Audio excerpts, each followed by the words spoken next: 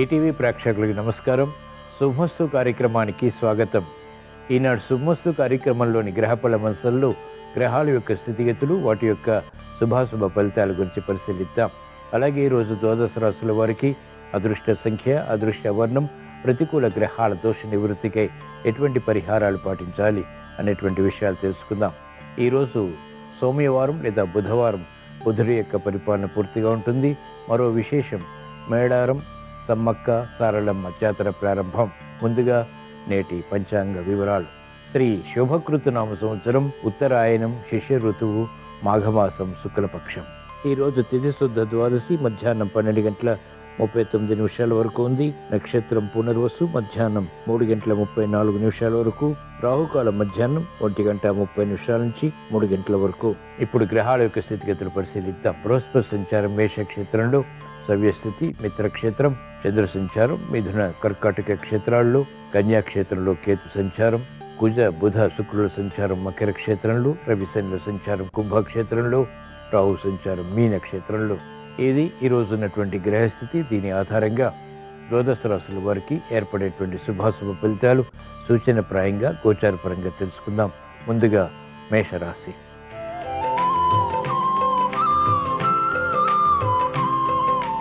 ఈరోజు మేషరాశి వారి ఫలితాన్ని పరిశీలించినట్లయితే వ్యాపార విజయాలు సాధించగలుగుతారు. నూతన కార్యక్రమాల్లో మెరుగైనటువంటి అవకాశాలు కూడా పొందగలుగుతారు. ఆదాయాన్ని పెంపొందింపు చేసుకునేటువంటి మార్గాలు సులభతరమవుతాయి. క్లిష్ట సమస్యలు పరిష్కరించుకునేటువంటి దిశగా చేసేటువంటి ప్రయత్నాలు లభిస్తాయి. అభివృద్ధి గోచరిస్తుంది.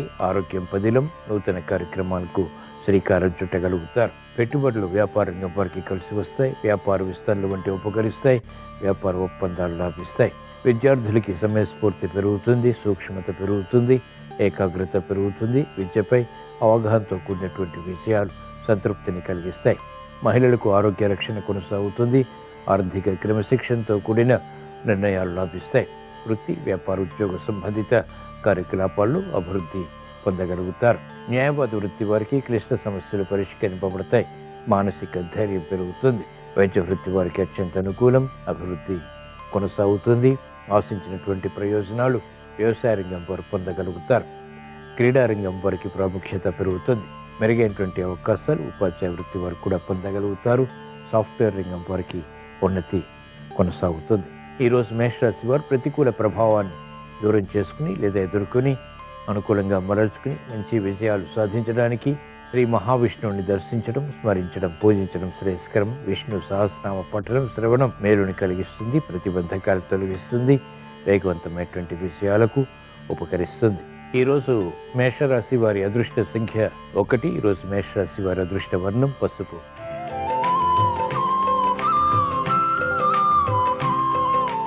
ఈరోజు వృషభ రాశి వారి ఫలితాన్ని పరిశీలించినట్లయితే లాభదాయకమైనటువంటి కార్యకలాపాలు ఆర్థిక పరంగా చేపట్టగలుగుతారు. వ్యయం ఎక్కువగా ఉన్నప్పటికీ ఆదాయాన్ని కూడా సమాంతరంగా పెంపొందింప చేసుకునేటువంటి ప్రక్రియలు ఉపకరిస్తాయి. నూతన ఉత్సాహం పెరుగుతుంది. ప్రతిబంధకాలు వృత్తి, వ్యాపార, ఉద్యోగ సంబంధిత కార్యక్రమాల్లో క్రమక్రమంగా నియంత్రించగలుగుతారు. అయోమయ పరిస్థితులు కనుమరుగవుతాయి. ఆసక్తికరమైనటువంటి అంశాలు అభివృద్ధికి దోహదపడతాయి. వ్యాపార రంగం వారికి అనుకూలత ప్రారంభమవుతుంది. నూతన ప్రయోగాలు వ్యాపార పరంగా లాభిస్తాయి. ఆర్థిక వృద్ధికి దోహదపడతాయి. మెరుగైనటువంటి అవకాశాలు విద్యార్థులు పొందగలుగుతారు. సమయస్ఫూర్తితో కూడిన నిర్ణయాలు మహిళలకు లాభిస్తాయి. ఆలోచన సంపత్తి కలిగి ఉంటారు. న్యాయవాద వృత్తి వారికి గెలుపు వృత్తిపరంగా లభిస్తుంది. వైద్య వృత్తి వారికి ఆర్థిక వ్యవహారాల్లో మెరుగైనటువంటి అవకాశాలు వృత్తిపరంగా లాభిస్తాయి. క్రమశిక్షణ ఉపాధ్యాయ వృత్తి వారికి రాణిస్తుంది.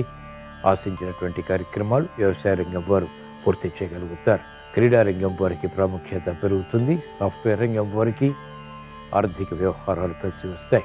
ఈరోజు వృషభ రాశి వారు ప్రతికూల ప్రభావాన్ని దూరం చేసుకుని లేదా ఎదుర్కొని అనుకూలంగా మరల్చుకుని మంచి విజయాలు సాధించడానికి శ్రీకృష్ణ పరమాత్మని దర్శించడం, స్మరించడం, పూజించడం శ్రేయస్కరం. భగవద్గీత పఠనం, శ్రవణం మేలుని కలిగిస్తుంది. ప్రతిబంధకాలని దూరం చేస్తుంది. ఆలోచన సంపత్తితో కూడిన విజయాలు తద్వారా ఆత్మవిశ్వాసాన్ని కలిగిస్తుంది. ఈరోజు వృషభ రాశి వారి అదృష్ట సంఖ్య 5. ఈరోజు వృషభ రాశి వారి అదృష్ట వర్ణం తెలుపు.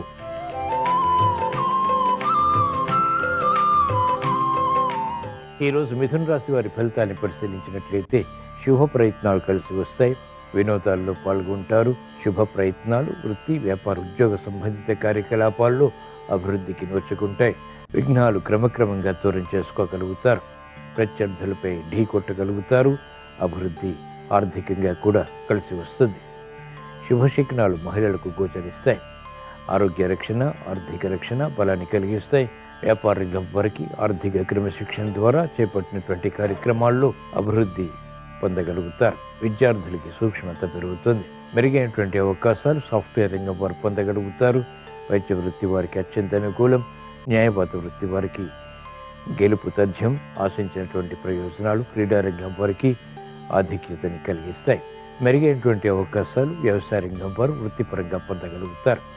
ఉపాధ్యాయ వృత్తి వారికి సంతోష వార్తలు ఇంపుని కలిగిస్తాయి, బలానికి దోహదపడతాయి. ఈరోజు మిథున రాశి వారు ప్రతికూల ప్రభావాన్ని దూరం చేసుకుని లేదా ఎదుర్కొని అనుకూలంగా మరల్చుకుని మంచి విషయాలు సాధించడానికి శ్రీ లక్ష్మీ నరసింహస్వామిని దర్శించడం, స్మరించడం, పూజించడం శ్రేయస్కరం. తద్వారా వేగవంతమైనటువంటి విషయాలు ప్రాప్తిస్తాయి. ఈరోజు మిథున రాశి వారి అదృష్ట సంఖ్య 5. ఈరోజు మిథున రాశి వారి అదృష్ట వర్ణం ఆకుపచ్చ.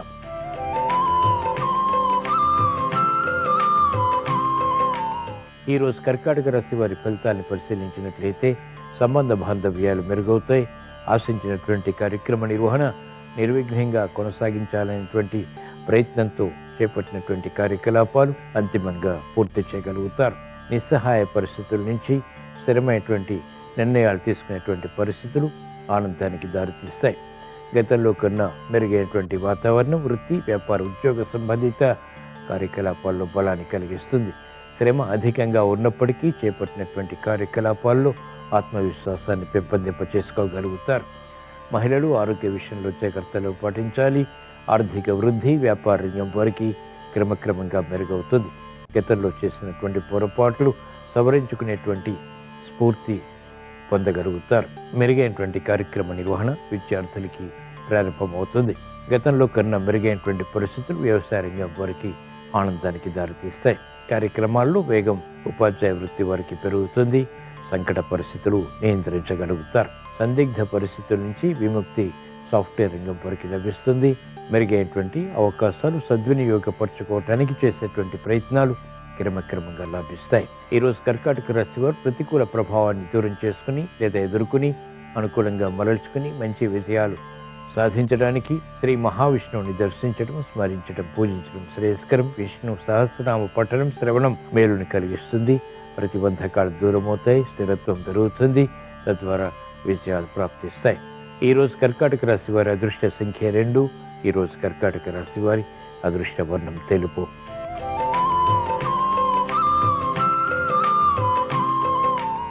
ఈరోజు సింహరాశి వారి ఫలితాన్ని పరిశీలించినట్లయితే ఆనందకర వాతావరణం వృత్తిపరంగా కొనసాగుతుంది.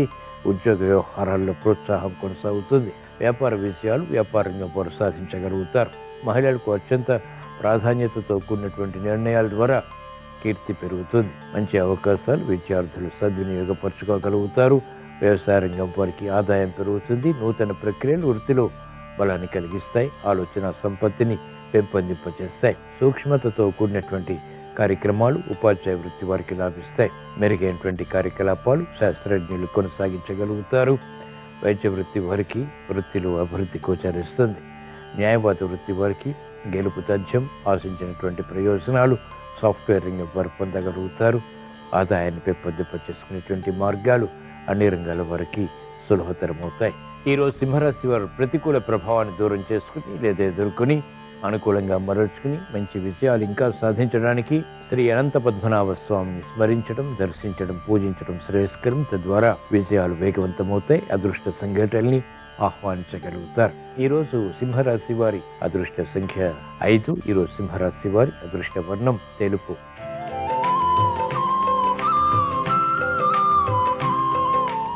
ఈరోజు కన్యారాశి వారి ఫలితాల్ని పరిశీలించినట్లయితే ఆర్థిక వ్యవహారాల్లో అలజడి ఉన్నప్పటికీ నెగ్గుకు రాగలుగుతారు. నూతన కార్యక్రమాలకు శ్రీకారం చుట్టగలుగుతారు. ప్రతిబంధకాలు ఒక్కొక్కటిగా ఎదుర్కొనేటువంటి సంఘటనలు అంతిమంగా ఉపకరిస్తాయి, విజయాల్ని కలిగిస్తాయి. క్రీడారంగం వారికి అత్యంత అనుకూలం. పట్టుదలతో కూడినటువంటి కార్యక్రమాల ద్వారా వ్యాపార రంగం వారికి విజయాలు ప్రాప్తిస్తాయి. మహిళలకు ఆరోగ్య విషయంలో ప్రతిబంధకాలు తారసపడతాయి. అయినప్పటికీ శక్తితో కూడినటువంటి నిర్ణయాల ద్వారా విజయాలు సుసాధ్యపడతాయి. మెరుగైనటువంటి అవకాశాలు వైద్య వృత్తి వారు పొందగలుగుతారు. ఉపాధ్యాయ వృత్తి వారికి సంకట పరిస్థితుల నుంచి విముక్తి లభిస్తుంది. కార్యక్రమాల్లో వేగం న్యాయవాద వృత్తి వారికి పెరుగుతుంది. అవమానకర సంఘటనలు అనుకూలంగా మరల్చుకునేటువంటి శక్తి సామర్థ్యాలు అన్ని రంగాల వారికి కలిసి వస్తాయి. ఈరోజు కన్యారాశి వారు ప్రతికూల ప్రభావాన్ని దూరం చేసుకుని లేదా ఎదుర్కొని అనుకూలంగా మరల్చుకుని ఇంకా మంచి విజయాలు సాధించడానికి శ్రీరామచంద్రమూర్తిని దర్శించడం, స్మరించడం, పూజించడం శ్రేయస్కరం. తద్వారా ప్రశాంతత పెరుగుతుంది, ప్రతిబంధకాలు కనుమరుగవుతాయి. ఈరోజు కన్యారాశి వారి అదృష్ట సంఖ్య 5. ఈరోజు కన్యారాశి వారి అదృష్ట వర్ణం ఆకుపచ్చ.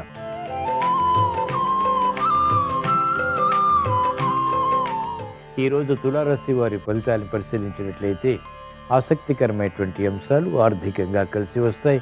నూతన ఉత్సాహం పెరుగుతుంది. మిత్రుల ద్వారా లబ్ధి చేకూరుతుంది. సంబంధ బాంధవ్యాలు బలపడతాయి. కార్యక్రమ నిర్వహణలో నైపుణ్యం కలిగి ఉంటారు. ఉద్దేశపూర్వక విజయాలు ఆనందానికి దారితీస్తాయి. కార్యక్రమ నిర్వహణలో నైపుణ్యం కలిగి ఉంటారు. ఆరోగ్యం క్షేమం. నూతన బాధ్యతలు వ్యాపారంగం వారికి పెరిగినప్పటికీ సక్రమ నిర్వహణ ద్వారా విజయాలు సాధించగలుగుతారు. విద్యార్థులకి శుభవార్తలు ఇంపును కలిగిస్తాయి. విద్యలో అభివృద్ధి గోచరిస్తుంది. వైద్య వృత్తి వారికి అత్యంత అనుకూలం. వృత్తిలో అభివృద్ధి పొందగలుగుతారు. కార్యక్రమాల్లో ఆశించినటువంటి ప్రయోజనాలు న్యాయవాద వృత్తి వారు పొందగలుగుతారు. వ్యవసాయ రంగం వారికి ఆదాయం పెరుగుతుంది. నూతన పద్ధతులతో కూడినటువంటి ప్రక్రియలు వృత్తిపరంగా లాభిస్తాయి, విజ్ఞతను పెంచుతాయి. ఉపాధ్యాయ వృత్తి వారికి ఆనందకర సంఘటనలు చోటు చేసుకుంటాయి. సాఫ్ట్వేర్ రంగం వారికి ఆదాయం పెరుగుతుంది. వృత్తిలో అభివృద్ధి గోచరిస్తుంది. నూతన ప్రయత్నాలు ఉద్యోగపరంగా లాభిస్తాయి. ఈరోజు తులారాశి వారు ప్రతికూల ప్రభావాన్ని దూరం చేసుకుని లేదా ఎదుర్కొని అనుకూలంగా మరల్చుకుని ఇంకా మంచి విషయాలు సాధించడానికి శ్రీ మహావిష్ణువుని దర్శించడం, స్మరించడం, పూజించడం శ్రేయస్కరం. విష్ణు సహస్రనామ పఠనం, శ్రవణం మేలును కలిగిస్తుంది, ప్రతిబంధకాల్ని దూరం చేస్తుంది. ఈరోజు తులారాశి వారి అదృష్ట సంఖ్య 1. ఈరోజు తులారాశి వారి అదృష్ట వర్ణం ఎరుపు.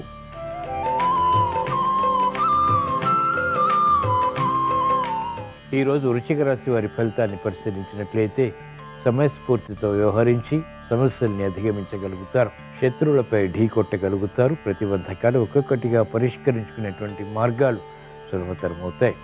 కోర్టు సంబంధిత వ్యవహారాల్లో అంతిమ విజయాలు, శ్రమతో కూడిన విజయాలు సంతృప్తిని, ఆత్మవిశ్వాసాన్ని పెంపొందింపచేస్తాయి. విదేశీ పర్యటనలు ఉపకరిస్తాయి. నూతన ఉత్సాహంతో కూడినటువంటి కార్యక్రమ నిర్వహణ కొనసాగించగలుగుతారు. మహిళలకు ఆరోగ్య విషయంలో ప్రతికూలత ఉన్నప్పటికీ ఆర్థిక విషయాలు కలిసి వస్తాయి. నూతన కార్యక్రమాలకు శ్రీకారం చుట్టగలుగుతారు. విద్యార్థులకి గట్టి పట్టుదలతో కూడినటువంటి కార్యక్రమాలు విద్యాపరంగా లాభిస్తాయి, స్ఫూర్తిని కలిగిస్తాయి. మెరుగైనటువంటి అవకాశాలు వైద్య వృత్తి వారు వృత్తిలో పొందగలుగుతారు. ఆదాయం న్యాయవాద వృత్తి వారికి పెరుగుతుంది. క్లిష్ట సమస్యలు ఉపాధ్యాయ వృత్తి వారికి క్రమక్రమంగా పరిష్కరింపబడతాయి. నూతన కార్యక్రమాల్లో వేగం సాఫ్ట్వేర్ రంగం వారికి పెరుగుతుంది. వ్యవసాయ రంగం వారికి ప్రోత్సాహం కొనసాగుతుంది. ఆర్థిక విషయాల్లో అలజడి నియంత్రించగలుగుతారు. ఈరోజు వృశ్చిక రాశి వారు ప్రతికూల ప్రభావాన్ని దూరం చేసుకుని లేదా ఎదుర్కొని అనుకూలంగా మరల్చుకుని ఇంకా మంచి విషయాలు సాధించడానికి ఈశ్వరారాధన, ఈశ్వర స్మరణ, ఈశ్వరాభిషేకం వంటి ప్రక్రియలు ఉపకరిస్తాయి. రుద్రాభిషేకం మేలును కలిగిస్తుంది. మానసిక క్లేశాలను దూరం చేస్తుంది. ప్రశాంతత పెరుగుతుంది. తద్వారా విజయాలు చేకూరుతాయి. ఈరోజు వృశ్చిక రాశి వారి అదృష్ట సంఖ్య 1. ఈరోజు వృశ్చిక రాశి వారి అదృష్ట వర్ణం పసుపు.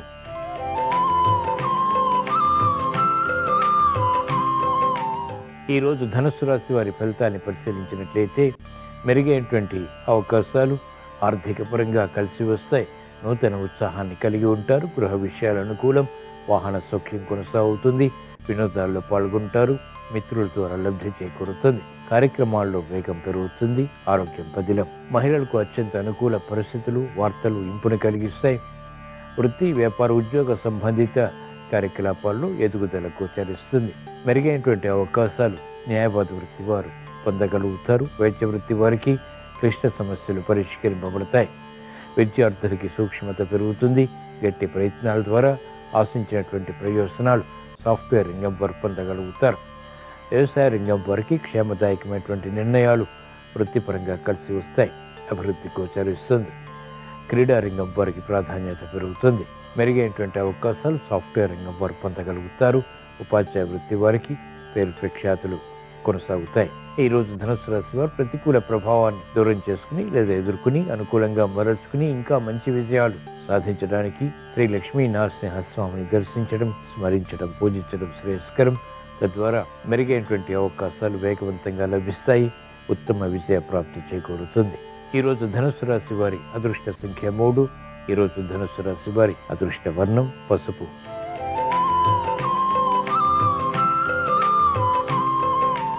ఈరోజు మకర రాశి వారి ఫలితాన్ని పరిశీలించినట్లయితే చేపట్టినటువంటి కార్యకలాపాలపై పట్టుదల పెరుగుతుంది. నిస్సహాయ పరిస్థితుల నుంచి బయటికి రావటానికి చేసేటువంటి ప్రయత్నాలు ఊరటిని కలిగిస్తాయి. మెరుగైనటువంటి అవకాశాలకే తహతహ పెరుగుతుంది. ఆశించినటువంటి ప్రయోజనాల్లో విజయాలు కూడా సాధించగలుగుతారు. ప్రతిబంధకాలు ఒక్కొక్కటిగా పరిష్కరించుకునేటువంటి విధి విధానాలు మహిళలకు కలిసి వస్తాయి. శారీరక శ్రమ తగ్గుతుంది, ఆర్థిక విషయాలు ప్రారంభమవుతాయి. నూతన ఉత్సాహంతో కూడినటువంటి కార్యక్రమాలు విద్యార్థులు ప్రారంభించగలుగుతారు.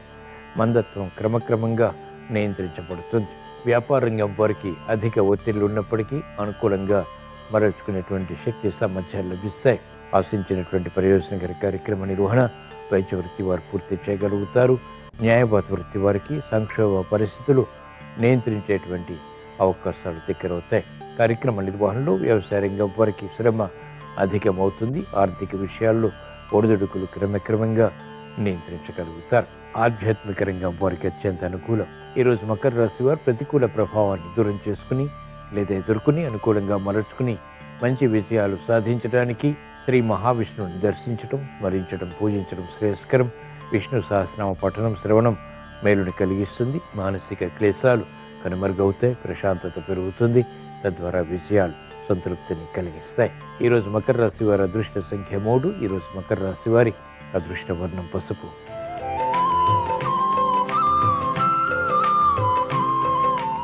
ఈరోజు కుంభరాశి వారి ఫలితాన్ని పరిశీలించినట్లయితే ఆర్థిక వ్యవహారాల్లో అలజడి ఉంటుంది.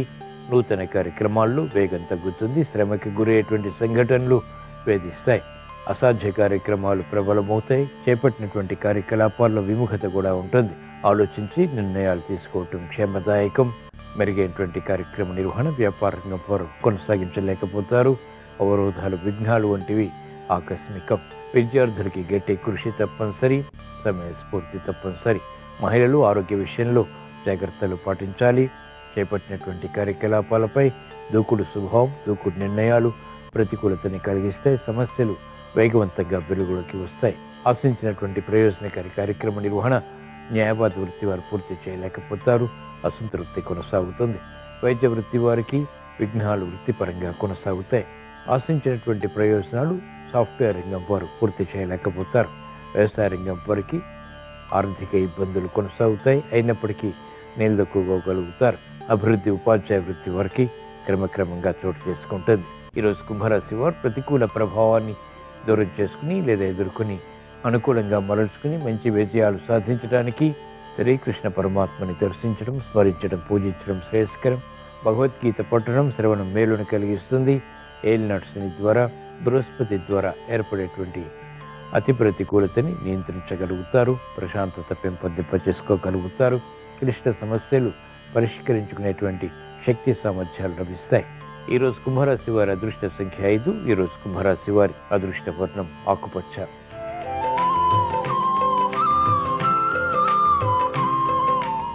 ఈరోజు మీనరాశి వారి ఫలితాన్ని పరిశీలించినట్లయితే మెరుగైనటువంటి కార్యక్రమ నిర్వహణ వృత్తి, వ్యాపార, ఉద్యోగ సంబంధిత కార్యకలాపాల్లో గుర్తింపును తెచ్చిపెడుతుంది.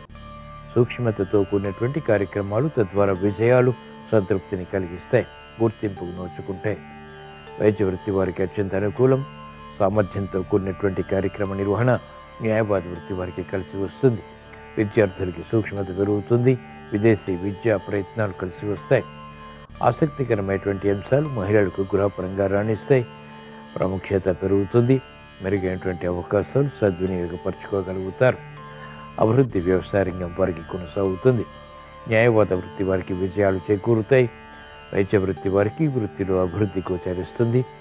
క్లిష్ట సమస్యల్ని అనుకూలంగా మరల్చుకుని విజయాలు సాధించగలుగుతారు. శాస్త్రజ్ఞులకి అత్యంత అనుకూలం. చేపట్టినటువంటి కార్యకలాపాలు ఉపాధ్యాయ వృత్తి వారికి రాణిస్తాయి. ఈరోజు మీనరాశి వారు ప్రతికూల ప్రభావాన్ని దూరం చేసుకుని లేదా ఎదుర్కొని అనుకూలంగా మరల్చుకుని మంచి విజయాలు సాధించడానికి శ్రీ అనంత పద్మనాభ స్వామిని దర్శించడం, స్మరించడం, పూజించడం శ్రేయస్కరం. తద్వారా ఆర్థిక విషయాలు కలిసి వస్తాయి. ఆలోచన సంపత్తి పెరుగుతుంది. శ్రమతో కూడినటువంటి విషయాలు సంతృప్తిని కలిగిస్తాయి.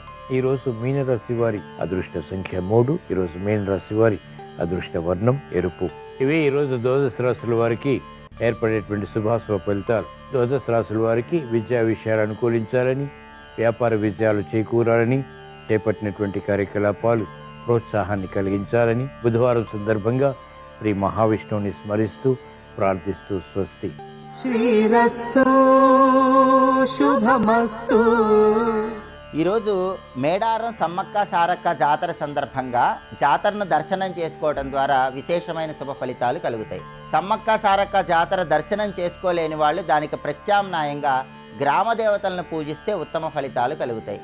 ఈరోజు దగ్గరలో ఉన్నటువంటి గ్రామ దేవతల ఆలయానికి వెళ్ళి గ్రామ దేవతలకి పసుపు కలిపిన జలాలతో అభిషేకం చేయాలి. గ్రామ దేవతలకు పసుపు రాసి కుంకుమ బొట్లు అలంకరించాలి. గ్రామ దేవతల విగ్రహాలకి రకరకాల పూల మాలికలు, నిమ్మకాయల దండలు అలంకరించాలి. గ్రామ దేవతల దగ్గర నిమ్మకాయ దీపాలు వెలిగించాలి. గ్రామ దేవతల అనుగ్రహం కోసం పెరుగన్నము, పులగము నైవేద్యంగా సమర్పించి దాన్ని ప్రసాదంగా స్వీకరించాలి. గ్రామ దేవతల దర్శనం చేసుకోలేని వాళ్ళు దానికి ప్రత్యామ్నాయంగా మీ గృహంలో పూజా మందిరంలో గోడ మీద పసుపుతో గుండ్రంగా ఒక రూపాన్ని గీసి మధ్యలో కుంకుమతో అడ్డంగా 3 గీతలు గీసి ఆ గీతల మధ్యలో కుంకుమతో చుక్కలను ఏర్పాటు చేసుకొని ఆ రూపును గ్రామదేవతా స్వరూపంగా భావించి నమస్కరించుకొని పెరుగన్నం గృహంలో నైవేద్యంగా సమర్పించాలి. ఆ పెరుగన్నాన్ని కుటుంబ సభ్యులందరూ ప్రసాదంగా స్వీకరించాలి. ఇలా చేస్తే గ్రామదేవతల అనుగ్రహానికి పాత్రులై అనారోగ్య సమస్యల తీవ్రతను తగ్గింపజేసుకొని ఆరోగ్య ప్రాప్తిని పొందవచ్చు.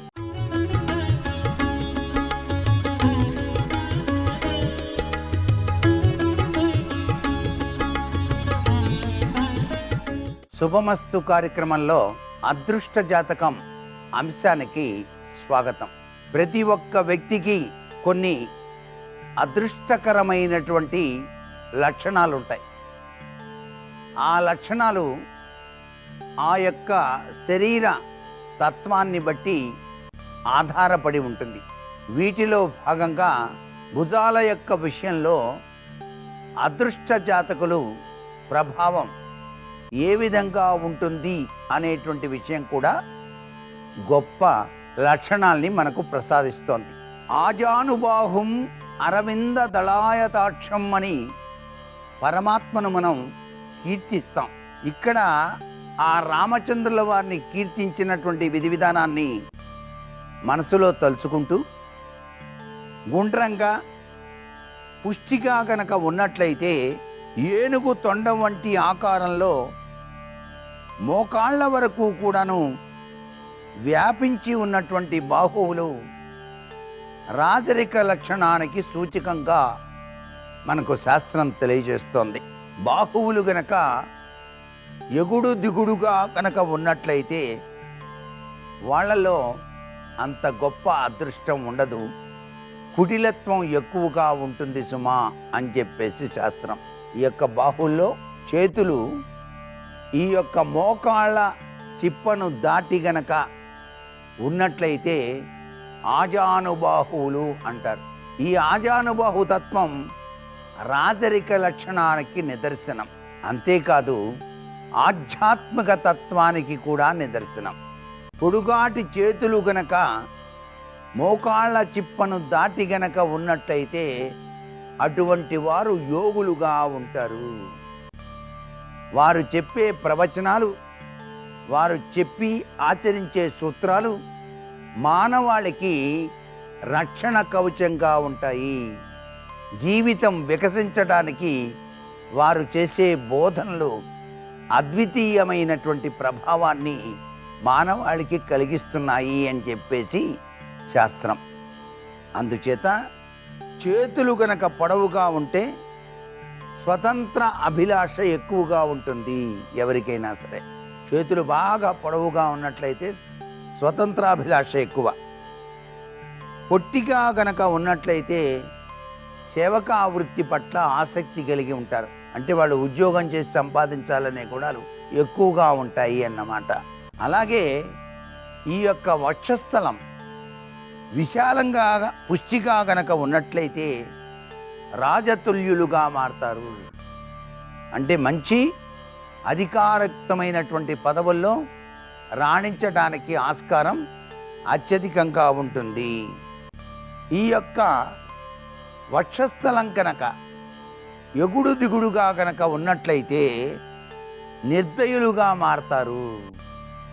వాళ్ళల్లో నిర్దయం అనేటువంటిది ఎక్కువగా ఉంటుంది అన్నమాట. హృదయం దగ్గర కనుక గుంటపడి ఉన్నట్లయితే, కొంతమందికి ఇది గుంటలాగే ఉంటుంది ఇక్కడ, ఇలా గుంటపడి గనక ఉన్నట్లయితే ఆవేదనతో జీవితాన్ని గడుపుతూ ఉంటారు. ఎంత సంపద ఉన్నప్పటికీ ఏదో కోల్పోయినట్టు ఫీల్ అవుతూ ఉంటారు. వక్షస్థలం విశాలంగా ఉండటం, పొడువాటి చేతులు కలిగి ఉండటం, చేతి వేళ్ళు కూడా పొడుగుగా ఉండటం, ఈ యొక్క చేతి వేళ్లతో పాటుగా అరచేయి గులాబీ రంగు కలిగి ఉండటం, పాదాలు పొడుగుగా ఉండటం, పాదాల అడుగు భాగాన పలుచగా ఉండటం, ఇవన్నీ కూడాను చాలా విశేషకరమైనటువంటి అదృష్ట జాతకుల యొక్క లక్షణాలుగా మనకు శాస్త్రం అభివర్ణిస్తోంది.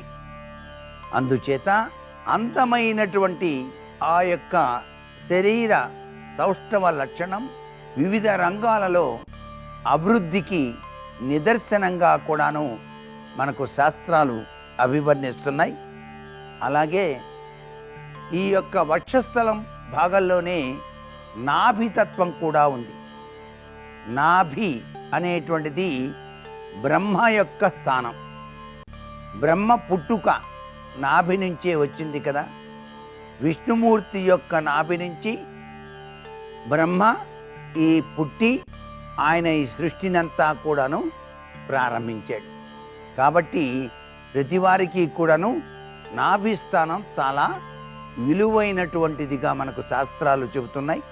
అందుచేతనే మన శరీరం చాలా చక్కటి యోగవంతమైన ప్రభావాన్ని కలిగి ఉంటుందని, దీన్ని అలంకరించడం కూడాను బంగారంతో అలంకరించేటువంటి వాళ్ళు నాభి కింద భాగాన బంగారాన్ని అలంకరించకూడదని చెప్పేసి కూడా శాస్త్రంలో చెప్పారు.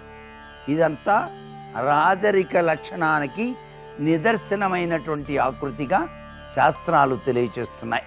ఎత్తు కలిగి వక్రంగా గనక నాభి ఉన్నట్లయితే వీళ్ళు అనేక రకాలైన చిక్కులకు గురవుతారు సుమా అంటోంది శాస్త్రం. అలాగే ఎత్తు కలిగి వంకరగా గనక ఉన్నట్లయితే, అంతేకాకుండా ఎడమ పక్కకు తిరిగినట్టుగా గనక ఉన్నట్లయితే, అంటే లోపలి భాగం ఎడమవైపుకు ఎక్కువగా ఉన్నట్టుగా ఉంటే తెలియకుండానే ధనహాని కలుగుతుంది వారికి.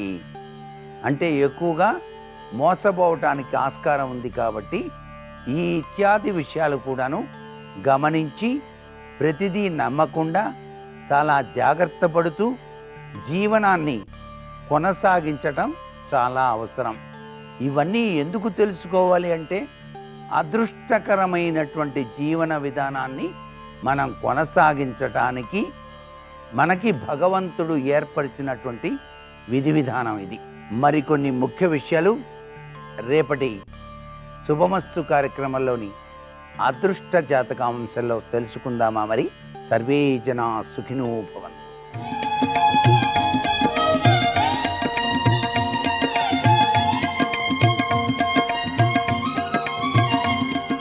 శుభోదయం. శుభమస్తు కార్యక్రమంలో శుభప్రదం అనే అంశానికి స్వాగతం. మంత్రాలు, యంత్రాలు, తంత్రాలు, వీటి ద్వారా సంకల్పాలను మనం నెరవేర్చుకోవచ్చా? నిజంగా మంత్రానికి బలం ఉందా? యంత్రానికి బలం ఉందా? తంత్రానికి బలం ఉందా? యంత్రం, తంత్రం, మంత్రం అంటే ఏమిటి? అనేక ప్రశ్నలు వీటికి సంబంధించినవి మనలో ప్రధానమైన ప్రశ్న వినగానే ఉత్పన్నం అవుతూ ఉంటాయి. బై ప్రోడక్ట్స్ లాగా యంత్రం అనగానే రాగి రేకు, తెలియని ఏవో కోణాలు, వృత్తాలు, గీతలు, అక్షరాలు, లం అనే అక్షరం ఉన్న దిక్కు తూర్పు దిక్కు, ఏ దైవానికి సంబంధించిన బీజమంత్రం, బీజాక్షరం, మూలమంత్రం ఉంటుందో ఆ మంత్రాక్షరాలు ఆయా గడులలో, వృత్తాలలో ఉండగా అది యంత్రం అవుతుంది. అలాగే తంత్రం అనగానే ఏ దైవానికి సంబంధించినటువంటి దినుసు, వస్తువు, లోహం, అలాగే వృక్షం, వేరు, ఈ విధమైనటువంటి పదార్థాల ద్వారా అవైదికమైన మార్గాలు కొన్నిటిని పాటిస్తూ నిమ్మకాయలు, ఎరుపు రంగు దారాలు, మేకులు, వీటి ద్వారా సూక్ష్మమైనటువంటి పద్ధతిని, రుచిని సాధించడం, ఆ గ్రహాన్ని అనుకూలతను పొందడం, వీటికే తంత్రం అని పేరు. ఆకుపచ్చ రంగు మనం పొందాలి అంటే నలుపు వర్ణము, పసుపు వర్ణము ఈ రెండింటిని మిశ్రమంగా చేస్తే ఆకుపచ్చ రంగు మనకు లభిస్తుంది. ఇలా లభించే విధానం తంత్రం అంటుంది శాస్త్రం. సున్నము, పసుపు కలిపితే ఎరుపు వర్ణం మనకు లభిస్తుంది. ఇది తంత్రం అంటుంది శాస్త్రం. ఇలా ఈ తంత్రాలు ఒకటి ఉండగా, యంత్రాలు మరి ఒకటిగా ఉండగా, మంత్రం మూడవది. శబ్దశక్తిని నిక్షిప్తం చేసుకొని ఉచ్చరించేటటువంటి ఆ సమయంలో ధ్వని తరంగాల ద్వారా ప్రపంచవ్యాప్తంగా ఉన్నటువంటి ప్రాణశక్తిని చలింపజేయడం, మన వైపు మరల్చుకోవడం అనే ప్రయోజనం మంత్రంలో మనం గమనించవచ్చు. కనుక మంత్రాలు, యంత్రాలు, తంత్రాలు ఇవన్నీ కూడా శాస్త్రీయమైనవి, వైజ్ఞానికమైనవి, కృతకమైనవి కావు. అయితే ఈ మంత్రమైన, తంత్రమైన, యంత్రమైన ఎవరికి వారు వారి వారి శక్తి కొలది సిద్ధం చేసుకోవాలి అంటుంది శాస్త్రం.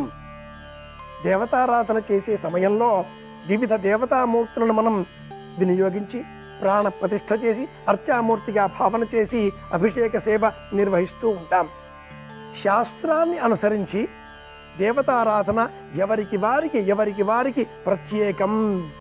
సామూహికంగా, సమష్టిగా దేవతారాధనలను ఆచారకాండ అంగీకరించదు.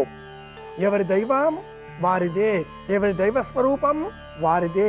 ఆ దైవ స్వరూపం పైన వారిలో ఉండే ప్రాణశక్తిని ఆరోపితం చేసి ఆ దైవశక్తి ఉండేటటువంటి అర్చామూర్తి దిగువన ఆధారశిలగా లేక ఆధార రూపంగా యంత్రాన్ని ఉంచి, అలాగే తంత్ర రూపంలో ఆ దైవానికి సంబంధించిన వస్తువులను, మినపగింజలు కావచ్చు, పెరుగు కావచ్చు, నిమ్మరసం కావచ్చు, లేక వివిధమైనటువంటి ద్రవములను వినియోగించి నారింజ పండ్ల రసం కావచ్చు, చెరుకు పొట్ట రసం కావచ్చును, లేదా బత్తాయి రసం కావచ్చును, లేదా మామిడి పళ్ళ రసం కావచ్చును, తేనె కావచ్చును, వివిధమైన ఆ ద్రవములను తంత్ర రూపంలో వినియోగించి మంత్రోచ్చారణ చేస్తూ చేసేటటువంటి ఈ ప్రయోగం ద్వారా కలిగే ప్రయోజనం ఆ వ్యక్తికి మాత్రమే ప్రత్యేకం.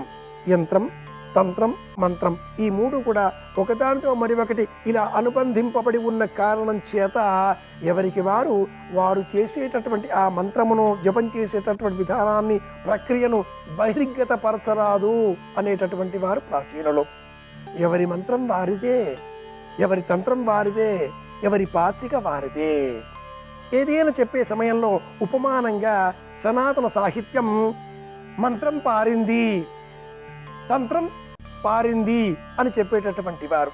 యంత్రం ఏదో వేశారు, యంత్రంలో కూర్చుండబెట్టారు అనేటటువంటి వారు.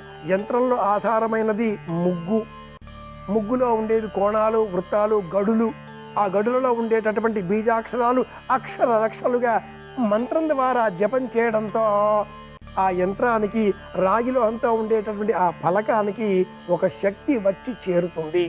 ఆలయంలో అర్చామూర్తి దిగువన యంత్ర ప్రతిష్ఠ చేసేటటువంటి సమయంలో ఆ యంత్రమును నీటిలో ఉంచి అర్హులైన వారు, మంత్రద్రష్టలు, ఆ యంత్రానికి సంబంధించిన ఆ అర్చామూర్తి ఎవరైతే నిర్మింపబోతున్నారో, ప్రతిష్ఠింపబోతున్నారో ఆ మూర్తికి సంబంధించిన మూల మంత్రాన్ని అక్షర లక్షలు జపం చేసి ఆ మంత్రబలంతో ఆ యంత్రానికి పరిపుష్టం చేసే శక్తిని వనగూర్చి తదుపరి తంత్ర మార్గంలో వివిధములైనటువంటి ద్రవ్యముల చేత ఆ యంత్రమును అభిషేకించి నివేదనలుగా సమర్పించి 10 మందికి ప్రసాద వితరణ చేసి ఇలా మంత్ర, యంత్ర, తంత్ర రూపంలో ప్రపంచవ్యాప్తంగా ఉన్నటువంటి చైతన్య శక్తికి ఒక స్థూల రూపాన్ని కల్పించడంలో కృత్యకృత్యులైన కారణం చేతనే ఇన్ని వేల సంవత్సరాలుగా సనాతన భారతంలో యంత్రం మంత్రం తంత్రం అనేవి నేటికి నిలబడి ఉన్నాయి. వైజ్ఞానిక దృక్కోణంలో మనం గమనించినట్లయితే అత్యద్భుతమైనటువంటి విద్యుత్ వాహకం రాగి లోహం అంటారు శాస్త్రవేత్తలు.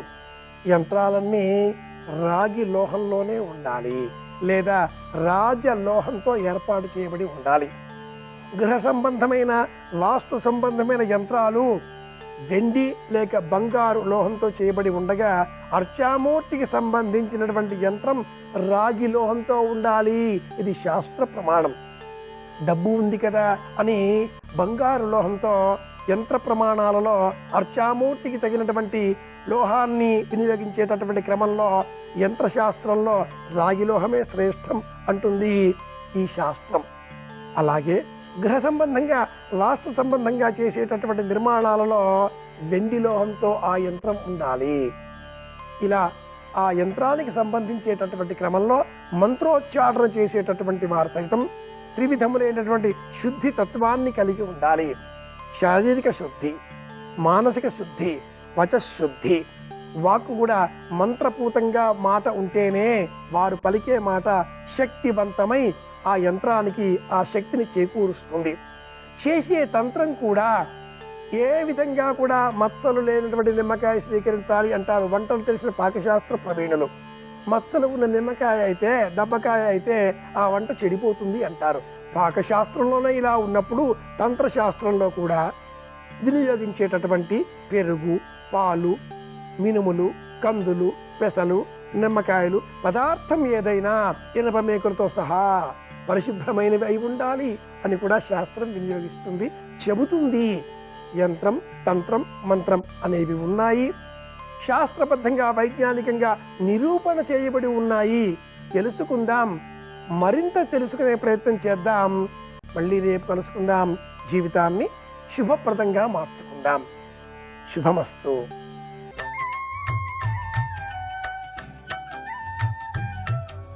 దినకరా శుభకరా దేవా దీనాధార తిమిర సంహార దినకరా శుభకరా.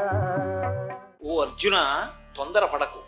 ఇక ఇప్పుడు నువ్వు ఇలాగే యుద్ధం చేస్తూనే సైంధవుణ్ణి చంపుతానంటే అవదు, చంపలేవు.